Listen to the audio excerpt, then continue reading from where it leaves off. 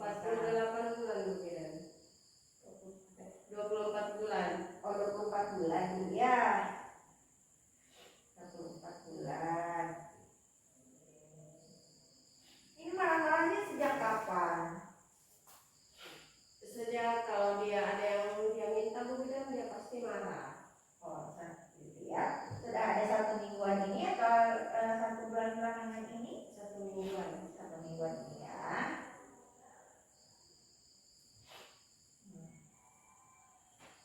Ya, ini Bu ya. Nanti ada beberapa hal yang mau saya tanyakan kepada Ibu terkait perilakunya adik ini ya.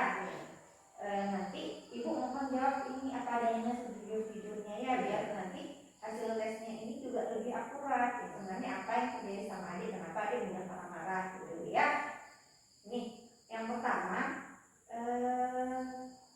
sebelum kita lakukan pemeriksaan, kita periksa ini dulu nih. Ini kita periksa tanda-tanda vitalnya terlebih dulu ya.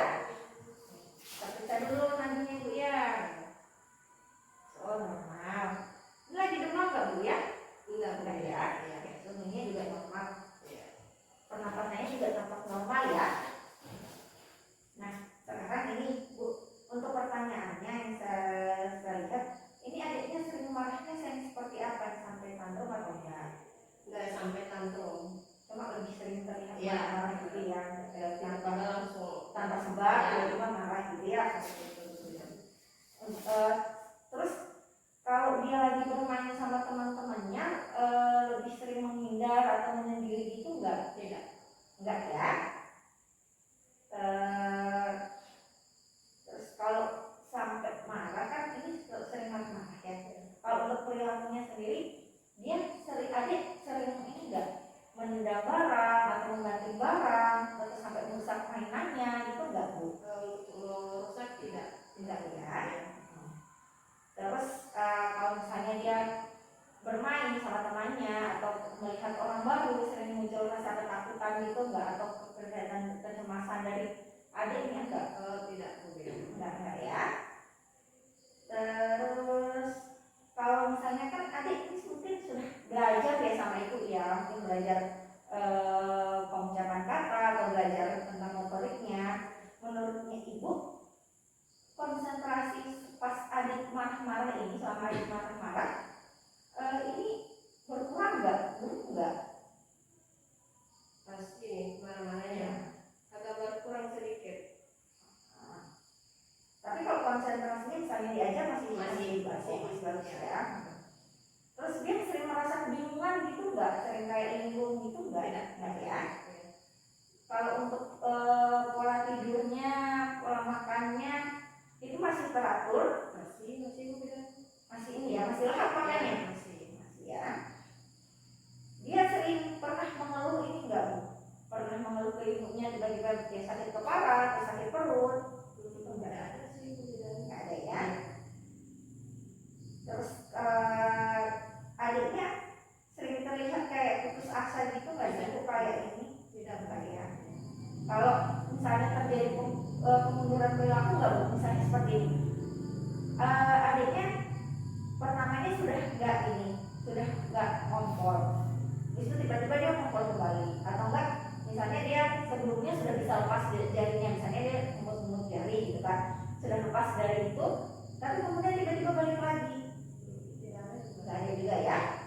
Baru dia ini nggak sering melakukan kegiatan atau perbuatan yang dia ulang-ulangi terus itu enggak ya. Baik Bu ya, dari 12 pertanyaan berarti hanya 1 ya yang dapat jawaban dia, itu yang sering terlihat marah-marahnya saja Bu ya. Tidak, dari yang lainnya berarti enggak ya Bu ya. Nah, kalau misalnya dilihat dari hasil ini Bu, sebenarnya adik ini belum memerlukan suatu penanganan yang khusus. Nah, ini nanti Ibu coba ini deh dilihat di rumah.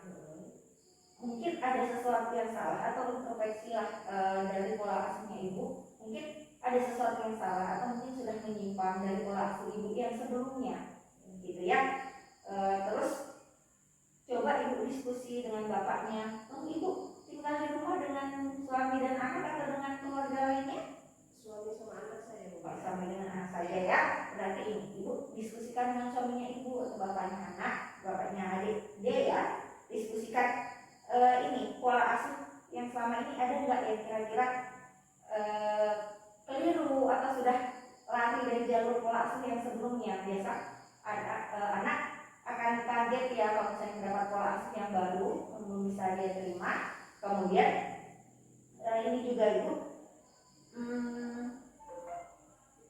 beberapa hari ini ibu ada nggak sama bapak coba diingat-ingat kembali mengabaikan si adik gitu. Mungkin ibu sama bapak terlalu sibuk belakangan hari ini gitu. Untuk mengabaikan sih ibu bilang nggak ada. Tapi kalau misalnya sibuk ada. Tapi untuk yang terlalu ini nggak ini ibu bilang. Itu coba nanti diingat kembali ya, didiskusikan. Mungkin adik kadang adik merasa diabaikan saat orang tuanya lagi sibuk mengerjakan toh. Jadi coba dibicarakan baik-baik sama adik, bilang ini ibu atau bapak masih kerja ini deh, minta tolong ini ya, gitu. Terus sama ini juga minta tolong adiknya sebisa mungkin dikurangi untuk main gadget bu ya, jangan dikasih gadget terlebih dahulu ya.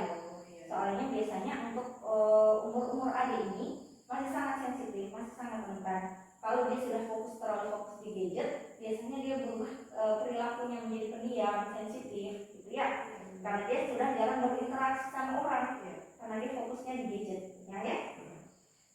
Terus jangan biarkan adik terlalu bermain sendiri yang terlalu lama. Kalau misalnya ibu inilah sambil-sambil biar adik nggak terlalu merasa sendirian, gitu ya, biar ada temannya. Nanti kita lihat lagi perubahannya nanti 1 bulan dari ini. Nanti boleh konsul rumah dulu ya. Ya untuk sekarang sih belum ada ini perilaku yang menyimpang, belum ada. Cuma memang mungkin emosionalnya sesaat karena mungkin dia merasa ini ya. Udah itu ya nanti ininya.